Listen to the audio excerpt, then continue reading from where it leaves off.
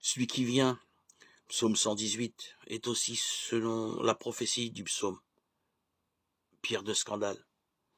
Aussi, pour bien attirer l'attention sur le paradoxe de sa vie, Jésus souligne-t-il que, depuis que le royaume est annoncé, il subit la violence. Matthieu 11, 12, Luc 16, 16.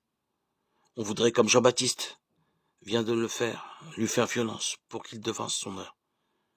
Cette soudaine mise en lumière, faite par le Christ du caractère scandaleux de sa mission, s'accorde parfaitement avec le contenu des paraboles. Au travers de celle-ci, de façon symbolique et imagée, Jésus essaie de faire comprendre que, malgré sa faiblesse apparente, son ministère est l'instrument de la venue du royaume de Dieu dans la gloire. Pendant tout le cours de son action terrestre, le royaume demeure caché, inconnu, apparemment stérile, mais dans peu de temps, il se manifestera de façon si éclatante qu'il apparaîtra aux yeux de tous. Le Christ déclare en effet qu'il est la plus petite de toutes les graines, appelée à devenir un grand arbre, dans les branches duquel les oiseaux du ciel viennent s'abriter, conformément à la prophétie de Daniel 4, 9 et 18. Cette formule évoque le royaume de Dieu. Il disait, il en est du règne de Dieu, comme d'un homme qui jette le grain dans son champ. Nuit et jour, qu'il dorme ou qu'il se lève, la semence germe et grandit. Il ne sait comment. D'elle-même, la terre produit d'abord l'herbe, puis l'épi, enfin du blé plein l'épi. Et dès que le grain le permet, on y met la faucille, car c'est le temps de la moisson. Il disait encore, à quoi pouvons-nous comparer le règne de Dieu? Par quelle parabole allons-nous le représenter? Il est comme une graine de moutarde, quand on le sème en terre.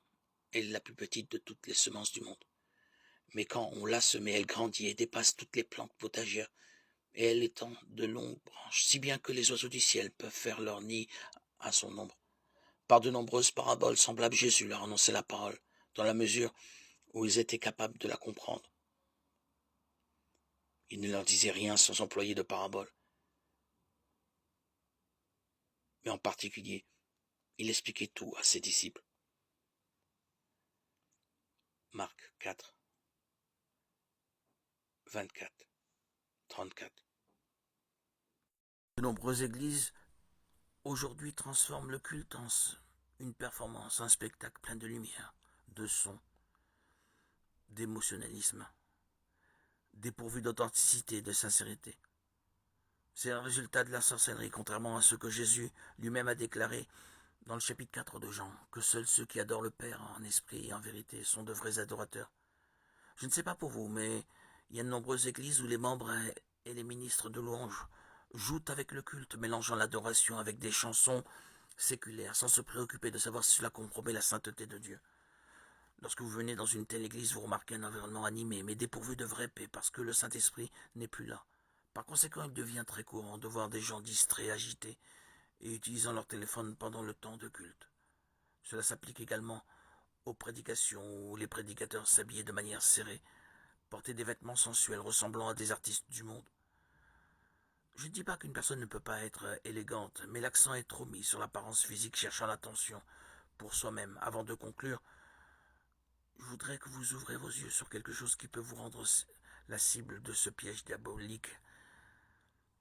Dans l'Ancien Testament, la Bible montre que le roi Saül a perdu l'onction que Dieu avait versée sur lui en se livrant à des pratiques occultes. Voyez ce que le prophète Samuel, lui, a dit.